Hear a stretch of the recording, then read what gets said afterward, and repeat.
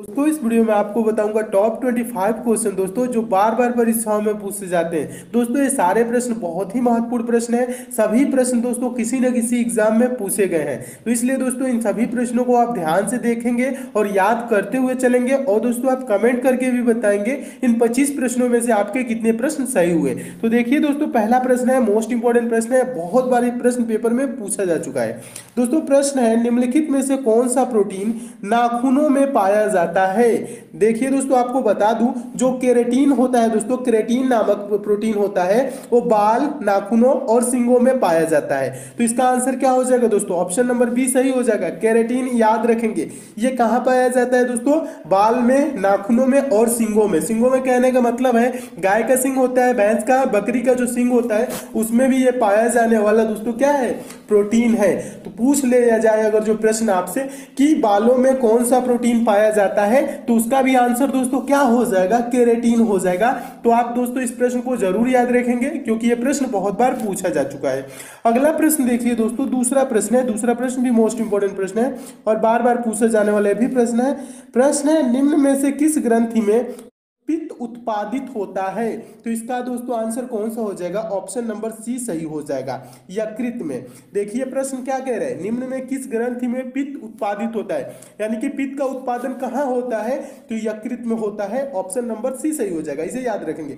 इससे रिलेटेड एक और प्रश्न बनता है दोस्तों। प्रश्न होता है, निम्न में से किस ग्रंथि में पित्त संचय कार्य करता है, यानी कि पित्त का संचय कहां होता है पूछ ले, तो उसके लिए आंसर क्या हो जाएगा दोस्तों? पित्ताशय हो जाएगा। याद रखेंगे। क्या प्रश्न बनता है एक और? पित्त का संचय का कार्य कौन करता है? तो उसका आंसर हो जाएगा पित्ताशय, संचय का कार्य करता है, ठीक है। और उत्पादित कहां होता है? तो उसका आंसर हो जाएगा यकृत। दोनों प्रश्नों को याद रखेंगे, दोनों प्रश्न पूछे जाते हैं और दोनों में आपको कंफ्यूज हो जाते हैं, लेकिन आप कंफ्यूज नहीं होना है। क्या कि पित्त उत्पादित यानी कि उत्पादन कहां से होता है? तो यकृत में होता है। ऑप्शन नंबर सी सही हो जाएगा। और पित्त संचय का कार्य कौन करता है? पित्ताशय करता है। ऑप्शन नंबर तब उसका बी सही होगा, ठीक है। इसका आंसर यकृत हो जाएगा। अगला क्वेश्चन देखिए, तीसरा प्रश्न भी महत्वपूर्ण प्रश्न है, बहुत बार पूछा जा चुका है। एल्यूमिनियम किससे प्राप्त किया जाता है? तो दोस्तों एल्यूमिनियम बॉक्साइट से प्राप्त किया जाता है। ऑप्शन नंबर ए सही हो जाएगा। नेक्स्ट क्वेश्चन देखिए, ये भी बार बार पूछा जाने वाला प्रश्न है। प्रश्न है, मैकमोहन रेखा द्वारा अलग किए जाने वाले देश हैं। मैकमोहन रेखा किन दो देशों को अलग करती है दोस्तों? तो भारत और चीन को, जो कि ऑप्शन नंबर सी में दिया है। तो ऑप्शन नंबर सी क्या हो जाएगा? सही हो जाएगा। तो इसे भी याद रखेंगे। नेक्स्ट क्वेश्चन देखिए, एक और इससे रिलेटेड प्रश्न बनता है दोस्तों। रेड क्लिफ रेखा किन दो देशों को अलग करती है? तो भारत और पाकिस्तान को अलग करने वाली रेखा कौन कहलाती है? रेड क्लिफ रेखा। तो उसे भी याद रखेंगे। रेड क्लिफ रेखा और मैकमोहन रेखा बार बार पूछा जाता है। मैकमोहन रेखा भारत पाकिस्तान, मैकमोहन रेखा भारत चीन, और रेड क्लिफ रेखा दोस्तों भारत पाकिस्तान। दोनों प्रश्नों को याद रखेंगे। अगला क्वेश्चन देखिए, पांचवा प्रश्न है दोस्तों। प्रश्न है, विजयनगर राज्य की स्थापना किसने की थी? तो इसका दोस्तों आंसर हो जाएगा ऑप्शन नंबर कौन सा सही हो जाएगा? डी सही हो जाएगा। संगम वंश ने की थी। विजयनगर राज्य की स्थापना दोस्तों किसने की? किस वंश ने की? संगम वंश ने की। विजयनगर राज्य की स्थापना संगम वंशीय शासक हरिहर एवं बुक्का द्वारा दोस्तों की गई थी। किस सन में? 1336 ईस्वी में की गई थी। इसे भी याद रखेंगे। पूछा जाता है किसके द्वारा की गई थी, अगर जो पूछ ले तो आप बोलेंगे दोस्तों विजयनगर राज्य की स्थापना हरिहर एवं बुक्का द्वारा 1336 ईस्वी में की गई थी। नेक्स्ट क्वेश्चन देखिए, छठा प्रश्न है। छठा प्रश्न तो बहुत ही महत्वपूर्ण प्रश्न है और बहुत बार पूछा जा चुका प्रश्न है दोस्तों। मेघदूत का लेखक कौन है? तो दोस्तों इसका आंसर हो जाएगा ऑप्शन नंबर ए, कालिदास मेघदूत के लेखक हैं। इसे भी याद रखेंगे। नेक्स्ट क्वेश्चन है दोस्तों, सातवां प्रश्न मोस्ट इंपॉर्टेंट है, बार बार परीक्षाओं में पूछा जाता है। परीक्षाओं में इसलिए पूछा जाता है क्योंकि ये परीक्षाओं को डर हटाने के लिए जो आपके होते हैं परीक्षाओं के दिनों में, उसी के बारे में इस पुस्तक में लिखी गई है। पुस्तक का नाम क्या है दोस्तों? Exam warriors. पुस्तक के लेखक कौन है? तो इसका दोस्तों आंसर हो जाएगा option number D, Narendra Modi ji दोस्तों इसके लेखक हैं। एग्जाम वॉरियर पुस्तक के लेखक। एग्जाम वॉरियर पुस्तक में क्या बताया गया दोस्तों कि परीक्षाओं के समय जो आपको डर लगता है, हिचकिचाहट होता है, भय लगता है, उन्हीं के बारे में कैसे डर को हटाया जाए, कम किया जाए, उसी के बारे में लिखा गया है, ठीक है। तो एग्जाम वॉरियर पुस्तक के लेखक कौन है? नरेंद्र मोदी जी हैं। याद रखेंगे, बहुत बार ये भी पेपर में पूछा जा चुका है। नेक्स्ट क्वेश्चन देखिए, अगला क्वेश्चन बार बार पूछा जाने वाला प्रश्न है। प्रश्न है शांत घाटी यानी साइलेंट वैली कहाँ स्थित है?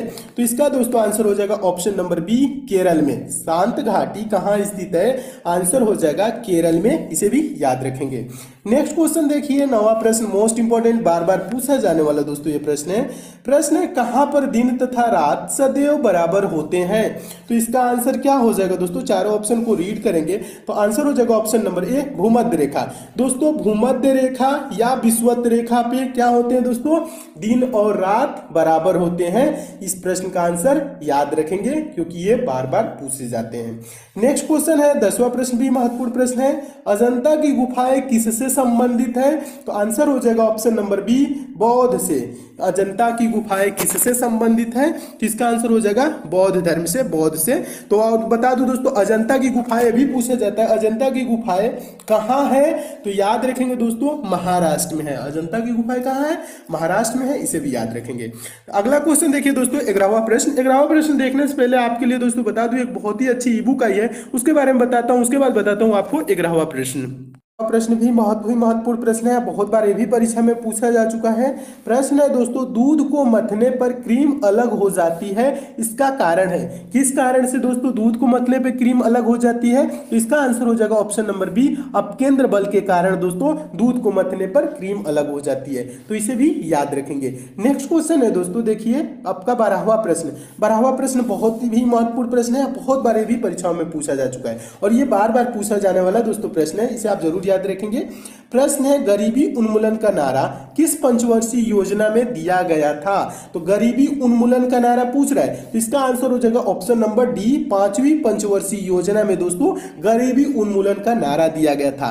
बहुत ही महत्वपूर्ण प्रश्न है, आप इसे जरूर याद रखेंगे। और दोस्तों ये भी पूछा जा सकता है कि 5वीं पंचवर्षीय योजना का कार्यकाल कब से कब था, यानी कि उसका समय कब से कब था 5वीं पंचवर्षीय योजना का? तो दोस्तों आपको बता दूं 1974 से 1979, कितने तक? 1974 से 1979 तक 5वीं पंचवर्षीय योजना का कार्यकाल था, इसे भी याद रखेंगे। नेक्स्ट क्वेश्चन देखिए, 13वां प्रश्न देखिए।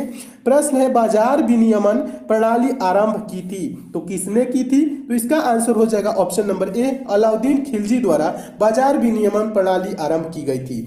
नेक्स्ट क्वेश्चन है 14वां प्रश्न देखिए। 14वां प्रश्न भी महत्वपूर्ण प्रश्न है। प्रश्न है, सत्य शोधक समाज का संस्थापक कौन था? तो इसका आंसर हो जाएगा option number B, Jyotirao Phule. सत्य शोधक समाज का संस्थापक कौन था? ज्योतिराव फूले थी। इनका नाम भी दोस्तों आप जरूर याद रखेंगे, ये भी पूछा गया प्रश्न है। नेक्स्ट क्वेश्चन देखिए दोस्तों, 15वां प्रश्न है। 15वां प्रश्न है, राष्ट्रीय आय क्या है? तो इसका दोस्तों आंसर हो जाएगा ऑप्शन नंबर बी, आय का कुल योग जो होता है दोस्तों वही क्या होता है? राष्ट्रीय आय होता है, इसे भी याद रखेंगे, ये भी कई बार परीक्षाओं में पूछा जा चुका है। नेक्स्ट क्वेश्चन देखिए, 16वां प्रश्न है। 16वां प्रश्न भी महत्वपूर्ण प्रश्न है। प्रश्न है, सरस्वती सम्मान पुरस्कार किस क्षेत्र में दिया जाता है? और यह प्रश्न कैसा है दोस्तों? यह प्रश्न मोस्ट इंपॉर्टेंट है। क्यों है? क्योंकि ये बहुत बार परीक्षाओं में पूछा जा चुका है और आगे भी आपके एग्जाम में पूछा जाएगा। ठीक है, सरस्वती सम्मान पुरस्कार किस क्षेत्र में दिया जाता है? तो इसका आंसर हो जाएगा ऑप्शन नंबर ए, साहित्य के क्षेत्र में दोस्तों उत्कृष्ट योगदान के लिए सरस्वती सम्मान पुरस्कार दिया जाता है, इसे भी याद रखेंगे। 17वां प्रश्न देखिए दोस्तों, 17वां प्रश्न है, गुलाम वंश का संस्थापक कौन था?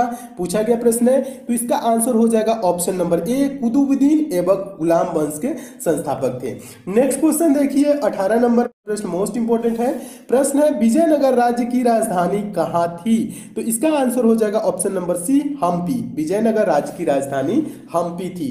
दोस्तों आपको एक और बात बता दूं दोस्तों, अगर जो आप इन सब प्रश्नों की पीडीएफ चाहते हैं और आपको सारे वीडियो की एक जगह लिंक चाहते हैं, तो दोस्तों आप टेलीग्राम ग्रुप को जरूर ज्वाइन कर लीजिएगा। दोस्तों नीचे टेलीग्राम का लिंक दिया हूं दोस्तों डिस्क्रिप्शन बॉक्स में, आप वहां पे जाके दोस्तों लिंक पे क्लिक करके और टेलीग्राम को ज्वाइन जरूर कर लीजिएगा। ज्वाइन कर लेंगे तो वहां पे इन सब सारे प्रश्नों की समय पे पीडीएफ भी आपको मिलती रहेंगी और सारे प्रश्नों की जो आपकी वीडियो होती है उनकी सारी एक साथ लिंक भी मिल जाएंगी। ठीक है दोस्तों, तो टेलीग्राम जरूर ज्वाइन कर लीजिएगा। नेक्स्ट क्वेश्चन देखिए, 19वां प्रश्न है दोस्तों। 19वां प्रश्न भी महत्वपूर्ण प्रश्न है। प्रश्न है, जंग लगने पर लोहे का भार क्या होगा? घटेगा घटेगा, बढ़ेगा, अपरिवर्तित होगा, इनमें से कोई नहीं।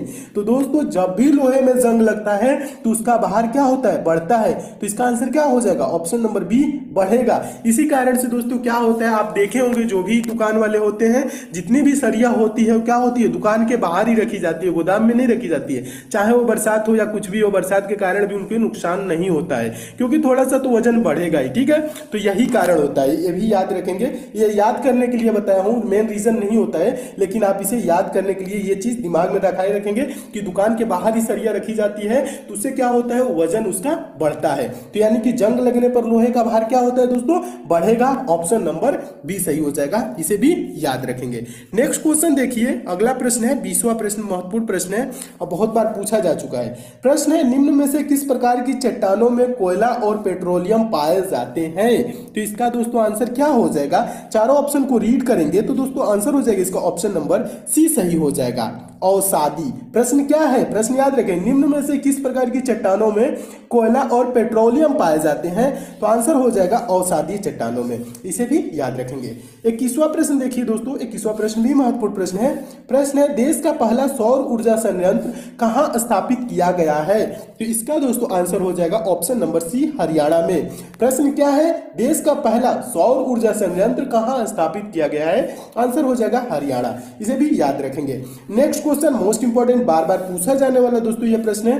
प्रश्न है, संसद को संविधान में संशोधन की शक्ति किस अनुच्छेद के अंतर्गत है। संविधान संशोधन किस अनुच्छेद के अंतर्गत किया जाता है। तो आंसर इसका हो जाएगा अनुच्छेद 368, ऑप्शन नंबर डी सही हो जाएगा। और ये प्रश्न दोस्तों मोस्ट इंपॉर्टेंट है, क्योंकि ये बार बार परीक्षाओं में पूछा जा चुका है, मैं कह रहा हूं दोस्तों, तो आप इसे जरूर याद रखेंगे। 368 के तहत संविधान में संशोधन किया जाता है, अनुच्छेद 368 याद रखेंगे।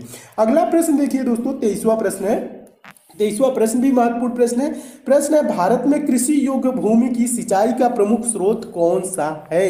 तो तालाब दिया है, नदियां दिया है, नहरें दिया है, कुआं दिया गया है। तो इसमें प्रश्न क्या करे, भारत में कृषि योग्य भूमि सिंचाई का प्रमुख स्रोत, यानी सिंचाई का प्रमुख स्रोत क्या है, तो नहरें हैं, ऑप्शन नंबर सी सही हो जाएगा, इसे भी याद रखेंगे। नेक्स्ट क्वेश्चन देखिए, 24वां प्रश्न मोस्ट इंपॉर्टेंट, बार बार पूछा जाने वाला प्रश्न है। प्रश्न है, आनुवंशिकी का पिता किसे कहा जाता है। तो आंसर हो जाएगा दोस्तों, ग्रेगर जॉन मेंडल को आनुवंशिकी का पिता कहा जाता है। तो कौन सा ऑप्शन सही हो जाएगा, मेंडल दिया है, ऑप्शन नंबर बी सही हो जाएगा, तो इसे भी याद रखेंगे। नेक्स्ट क्वेश्चन मोस्ट इंपॉर्टेंट, प्रश्न है, भारत में करेंसी नोट प्रेस कहां स्थित है। भारत में करेंसी नोट प्रेस कहां स्थित है। तो इसका दोस्तों आंसर हो जाएगा ऑप्शन नंबर बी, नासिक में है।